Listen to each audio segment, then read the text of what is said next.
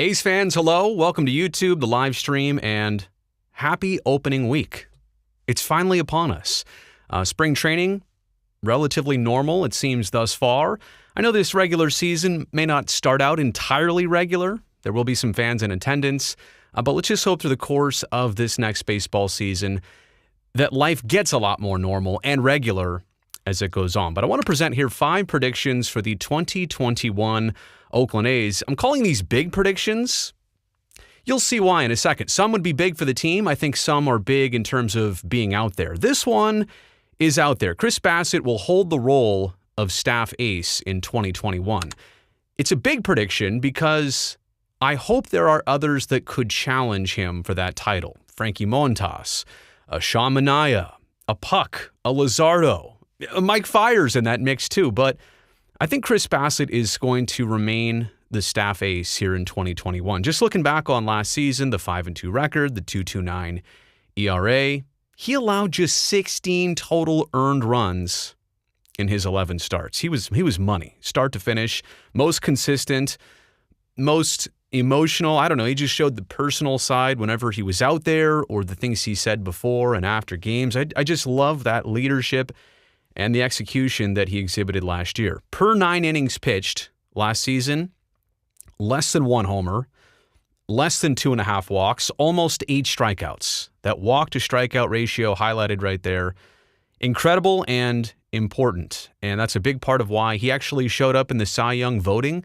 8th overall, I understand, maybe not one of the finalists, but definitely in that conversation. And it was also, by the way, the first time in a season with the A's that Bassitt had been healthy start to finish. Now, it was also a shortened season, but I do think that health is going to be a contributing factor. Once he's got past all those injuries now and you get a healthy Chris Bassitt start to finish, this is the kind of productivity results that you're going to see.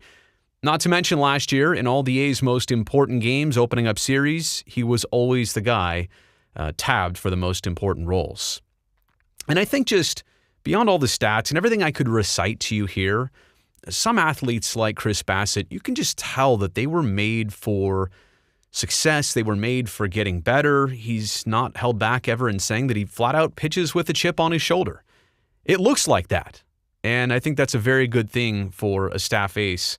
And again, the last point here to make is I do believe every starter can challenge Chris Bassitt for the role of ace this year. Like, everybody's got the potential to do it, whether it's track record or future promise. But I do believe, and that's the big part of this number 1 prediction here, Chris Bassitt, by the end of 162, will still be considered the ace of this staff. I think he's going to have a great season. Prediction number 2 here is that Mark CANHA is going to be a hit or get a walk at the leadoff spot. Now, this is kind of crazy, right? He's been the leadoff batter most of the spring for Bob Melvin, and this is the same Mark CANHA who, mostly hit 5th last year, and he hit 26% of the games at cleanup last year. So he's like a middle-of-the-lineup guy, a power guy. He's like a cleanup hitter type batter in your order. But you can also take a look at a couple things. The on-base percentage for his career is at .340.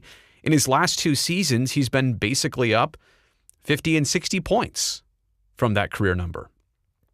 Last year, he drew 37 walks in, 60 games. I think he played in 50-something of them.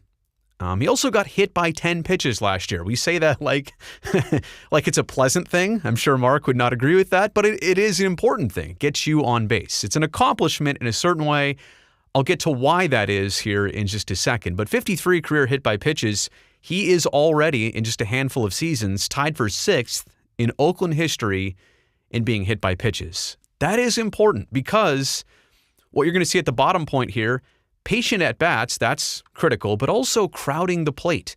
He makes it an uncomfortable at-bat for opponent pitchers in the sense that he's patient, he's selective with his pitches, he'll foul a bunch off if necessary. I mean, he battled through so many good at-bats last year. And even when the result doesn't turn out to be exactly what you want, it doesn't result in the single in the gap or, for CANHA leaving the yard, so many at-bats that would chew up 5, 7, 9 pitches, and then all of a sudden that starter's like, wow, I'm 10% done with my day already. in just one at-bat. So I think that is huge, that you have a guy like Mark Canha who, don't get it twisted, still has the power, right? But he has showcased on-base percentage and these good at-bats that now make sense for him to be in a leadoff position. So this one's a big prediction because I don't think before this season we ever had tabbed him as a leadoff guy. But when you start to put him in that role and you look at the numbers and you look at the metrics, it kind of makes sense. The patient at-bats, the way he crowds the plate, he's got the power potential. There's a lot of good reasons. Now, maybe, let's be honest, right? And I think Mark would understand me saying this.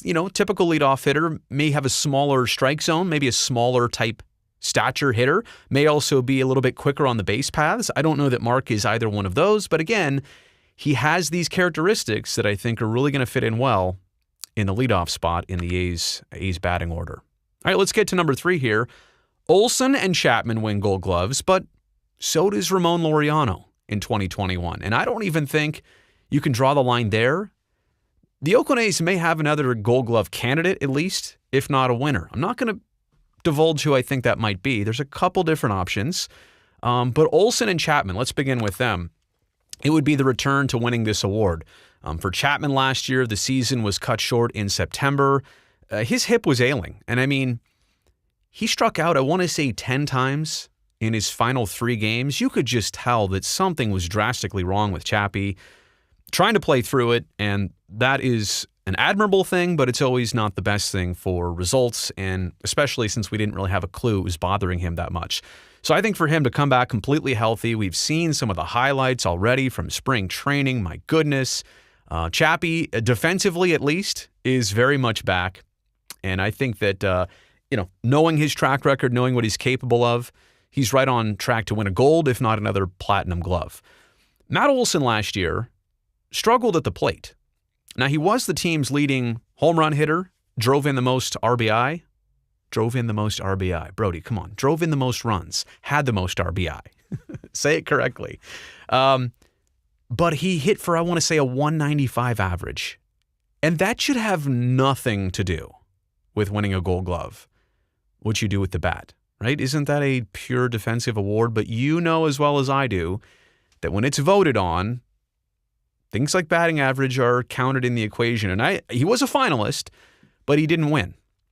The award goes up to Seattle. But my point is that I think that him offensively had him overlooked in the field defensively, because I don't think he was any different at first base for Oakland than he had been in the 2 prior seasons where he did win the award. And he told me a couple months ago, not a promise, but mark my words, I'll be back winning more of those things. He's not completely offended that he didn't win, but I think he takes it personal in wanting to win one again. And I know the same thing is true for Matt Chapman. But that brings me to the root of this conversation.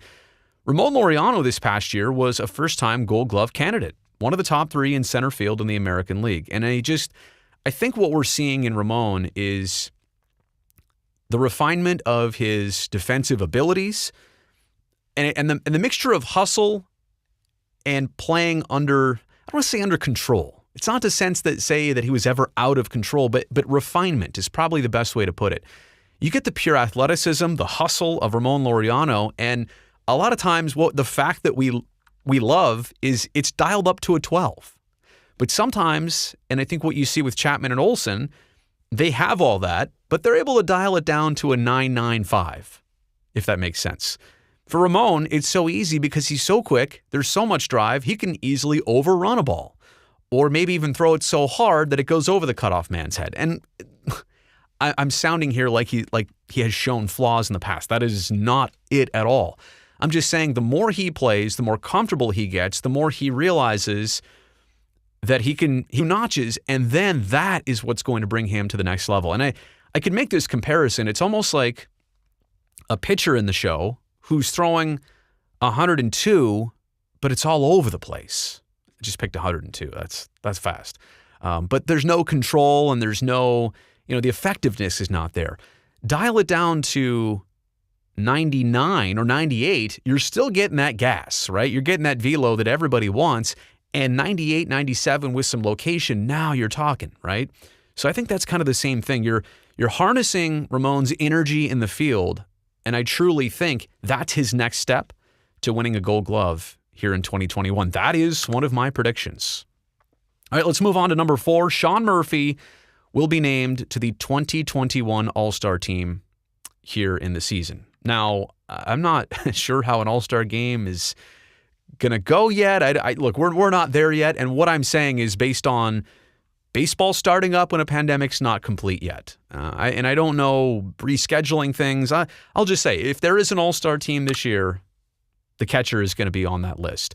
Now, I'm actually stealing this prediction from an interview I did with Bob Melvin a couple months ago. And what he told me was, the next step naturally for Sean Murphy is to be an American League All-Star. And he thought that was very much in the picture, and so do I. And I don't know if it's, officially this year or next year, but I'm saying this year is my prediction. Kind of a trip, too, for Murph because he got called up at the end of 2019, only had a handful of games, did start in the playoff game, and then last year was expecting to play his first full big league season. That obviously got cut well short, so he's never really had the full opportunity to grow, showcase himself. Look at the bottom piece of information here. He's only played, less than 75 games. Let me just do the quick math. 40, yeah. And the A's have a great record when he starts. 36-16 when he starts. Now, I don't care what player you attribute that to. It is a small sample size, and that's kind of a weird stat, right? The team wins or loses based on if you play or not. But he's in the lineup. He's also working with the pitching staff. Let's not forget that. Plays a very tough position to break into at the big league level. And that's what I was saying. A player without really the full season for maturity, for experience, for growth. This is why it's harder on a Sean Murphy. It's not like he's playing left field. And I'm not saying that's an easy position. I'm just saying easier than catcher, which is very difficult. Bob Melvin also told me this last season, and I'll steal this from him too, but I believe it. I said, who has the most power bat on your team? Who could hit a home run the farthest? Or is it furthest? Whatever. He said, and I gave him some choices, like Chad Pinder, Mark CANHA. What was the other one I gave him? Another choice. But 3 really good choices, and he kind of went off the board and went, Sean Murphy. And I remember the home run he hit in Houston probably went close to 500 feet. No lie. OLSON. That's who you had also in the conversation. But Sean Murphy is who Bob Melvin thinks, or thought at that point, had the most power on the team. And by the way, I skipped this. Going back to OLSON, last category there, to go along with the Gold Gloves, if it takes offense this year, I want to say he's hit 6 dingers in spring already. So I think the bat is going to enhance the defensive stats if that's really what it takes to win another Gold Glove. But I do think that Sean Murphy is already a core player of this team, but this is the season that becomes extremely obvious that he gets some recognizing, and he's on the 2021 American League All-Star team. All right, I said 5 predictions. This is 5th and last but not least. Bob Melvin could win Manager of the Year in the American League, but he won't. Wait, what? Why would I put it like that? Okay, because to win this award, there's one of 2 ways, it seems, in recent years. You have to have a team that dramatically improved their record from the season prior, or you have to win an unbelievable amount of games. You have to have like a 109-win season, just something far and above everybody else. But for the Oakland A's, they're not sneaking up on anybody. 97 wins 2 prior years, and then last season, the equivalent of 97 wins. And so expectations, even though the team changed a little bit, and, some leadership roles were departed. A couple were filled in. No Marcus, no Liam Hendricks. Honestly, no Robbie Grossman. I think that was a critical player. Tommy LaStella was a great addition. None of those guys. But you do add some interesting pieces. And an Elvis Andrus at short. Mitch Moreland to help you DH a little bit. Trevor Rosenthal is your new closer. I mean, there are some interesting additions here. When I say interesting, I just mean if they pan out like you expect, this could go really well. They also happened very late in the offseason, but at this point, that's all water under the bridge. So expectations when you do all the pluses and minuses from last season to now, expectations don't really change. And I also want to say, looking at the American League West, I'm not sure that the division has drastically been altered with opponents either. When I say altered, didn't get a lot worse. and no team drastically got better. Now, I do think the Angels could and should be a lot more in the mix. It's been the A's and Astros, right, last couple of years. I do think that the Angels will insert themselves into the conversation somehow. I think the health of Shohei Ohtani is huge on that, but I also think that their pitching is consistently the spot that crosses them off by midseason out of contention. But I even look at the Astros, and again, they went through some changes, some pluses, some minuses, but not overwhelmingly to the point where it's like, okay, they were really bad last year and they're going to be really good this year. And I don't think you can say that about the Mariners or the Rangers either. Okay, so it's a division that, for the most part, is not night and day difference in so many ways. And so look, maybe the Oakland A's of 2021, but why am I saying Bob Melvin could win Manager of the Year? But what I'm suggesting, the A's are going to win a lot of games, and that's just not going to surprise a lot of people. They're probably going to end up around that 97-win mark. Again, maybe a couple games shy, maybe a couple games over. I don't want to be specific. I hate when somebody comes out of the gate and says, yeah, the Oakland A's will win 98 games this year. I don't know. It doesn't sit well with me because you'll never be right with that. What are the chances you'd even be right, even if you were close? But what I do think is they will be successful, and they'll be better positioned to maybe even play their style this season. Should be a team that with a healthy Chapman, OLSON doing his thing, CANHA getting regular at-bats at the leadoff position. Hopefully Mitch Moreland can, get the power stroke going. This is a team that we know that relies heavily on hitting home runs. That's a lot of offensive production. And they've always been a solid defensive team in the last couple of years when they started winning games, and I don't know that they're a lot worse defensively this year. In fact, with, veteran players improving, the addition of a presence like Andres at short, they are at least as good as they were last year defensively, and I think there's room for growth.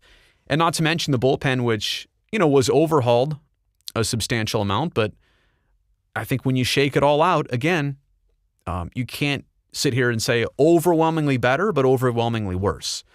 Maybe they're better positioned in those three areas to win Oakland A's style baseball here in 2021. So I'm looking forward to seeing everybody literally. I'll be out there on Thursday and Friday and Saturday.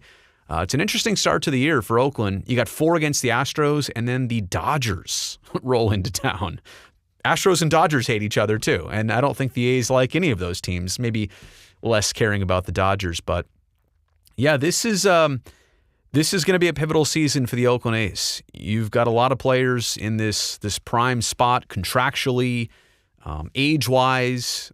These are important times to capitalize on a season like this. So those are my 5 predictions for the Oakland A's. Let me know what you think. If you're watching this after the fact in the comments section below, really appreciate it. Hit me up, by the way, on all the social platforms, Twitter, the Gram, sometimes on Facebook, but also right here on YouTube. The like for this video or the subscription for the channel if you're not already. And you're still watching, I don't know what else I can do to beg you, all right? Be safe, everybody. Can't wait to see you in person and on television this year for Oakland A's baseball.